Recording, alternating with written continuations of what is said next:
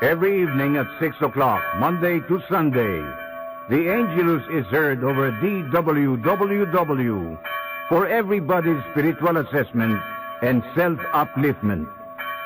Join Father Rodon de Castro as we study the significance of the Angelus in our daily life. Brought to you by the Society of Our Lady of Guadalupe, by Father Rodon de Castro and this station.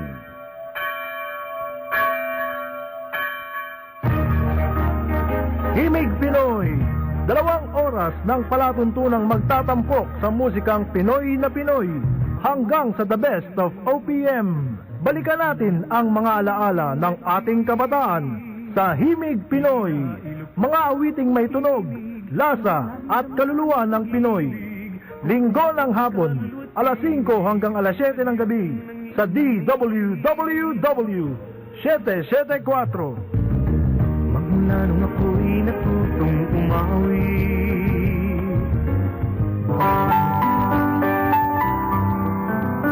Ang kanyang tinig, ang kanyang katauhan, sa naiibang palatuntunang Father Rodon de Castro, kapamilya natin.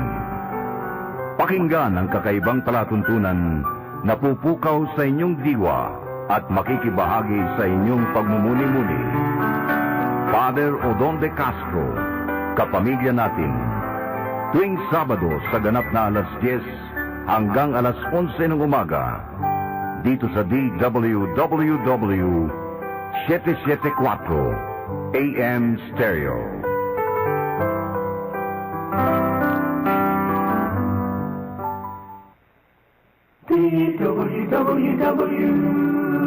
The premier station in music, news, and public service. AM Stereo. Our time now, we've got 2 minutes after or before 4 p.m. And that time check was brought to us by PAGCOR, Philippine Amusement and Gaming Corporation, responding through responsible gaming.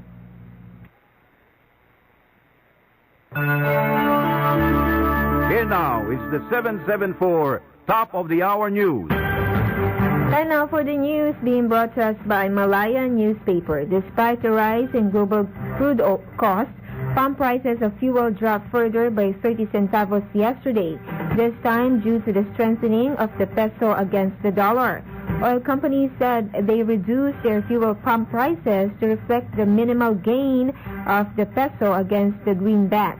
Petron Corporation, Filipina Shell, Chevron Philippines, Unioil Philippines, Total Philippines, Eastern Petroleum Corporation, Sea Oil Philippines, and PTT Philippines implemented across-the-board price cuts effective at 6 a.m. yesterday. Dubai crude, the benchmark used by local oil refiners, averaged $55.16 per barrel as of February 22 compared to January's average of $51.69. And so goes the news brought to us by Malaya Newspaper. From the news desk, my name is Nadia Bulalaki. We have brought you the 774 Top of the Hour News.